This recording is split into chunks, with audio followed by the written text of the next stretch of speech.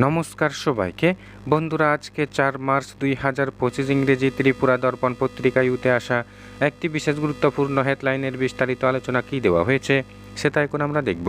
হেডলাইনটির নাম হলো সহকারী অধ্যাপক নিয়োগ নিয়ে বিশ্ববিদ্যালয়ে দুর্নীতি।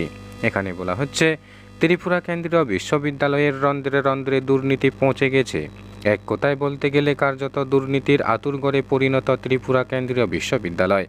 বিশ্ববিদ্যালয়ের বিভিন্ন কেনাকাটা থেকে শুরু করে সর্বত্র স্বজন পোষণ ও দুর্নীতি জাঁকিয়ে বসেছে, আর তাতে ত্রিপুরা কেন্দ্রীয় বিশ্ববিদ্যালয়ের গরিমা বুলন্তিত হচ্ছে। এই দুর্নীতির সর্বশেষ সংযোজন সহকারী অধ্যাপক নিয়োগ। ত্রিপুরা কেন্দ্রীয় বিশ্ববিদ্যালয়ের সহকারী অধ্যাপক নিয়োগ নিয়েও এবার দুর্নীতির অভিযোগ উঠল। গত 26 ফেব্রুয়ারি সহকারী অধ্যাপক পদের ইন্টারভিউ নেন বিশ্ববিদ্যালয় কর্তৃপক্ষ। সেখানে নামমাত্র কিছু জিজ্ঞেস করেই ইন্টারভিউ শেষ করে দেন কর্তৃপক্ষ। ওই দিন ইন্টারভিউতে অংশ নেওয়া এক চাকরি প্রত্যাশী জানান, মাত্র 2 মিনিট করে চাকরি প্রত্যাশীদের সাক্ষাৎকারে সময় দেওয়া হয়েছে।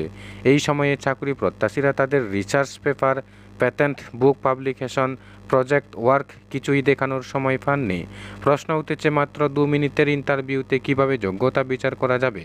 সরকারি অধ্যাপকের মতো একটি গুরুত্বপূর্ণ পদের চাকরি প্রার্থী যাদের রিসার্চ পেপার রয়েছে, তারা তো এই সময়ের মধ্যে তাদের কাজ নিয়ে কথাই বলতে পারবে না। ঘুরিয়ে বললে ইন্টারভিউতে তাদের যোগ্যতা প্রমাণ করার সুযোগই দেওয়া হয়নি। চাকরি প্রত্যাশীদের বক্তব্য, এইভাবে সহকারী অধ্যাপক পদের নিয়োগ হলে দুর্নীতি ও স্বজন পোষণের আশঙ্কা করেছেন চাকরি প্রত্যাশীরা। বিশ্ববিদ্যালয়ের নিয়োগ প্রক্রিয়া স্বচ্ছভাবে সম্পন্ন করতে রাজ্য সরকারের হস্তক্ষেপ চাইছেন চাকরি প্রত্যাশীরা। শুধু সহকারী অধ্যাপক নিয়োগে নয়, বিশ্ববিদ্যালয়ে পিএইচডিতে ভর্তি হতে গেলেও অধ্যাপকদের সঙ্গে আগেভাগে যোগাযোগ করতে হয়। সঙ্গীত বিভাগে পিএইচডিতে ভর্তির পরীক্ষায় 88 নম্বর পেয়েও ভর্তির সুযোগ পায়নি এক পরীক্ষার্থী। তার বদলে কম নম্বর পাওয়া ত্রিপুরা কেন্দ্রীয় বিশ্ববিদ্যালয়ের এক অধ্যাপকের স্ত্রী ভর্তির সুযোগ পেয়েছেন। এমনিতেই দীর্ঘদিন ধরে বিশ্ববিদ্যালয়ে নানান দুর্নীতির অভিযোগ উঠেছে।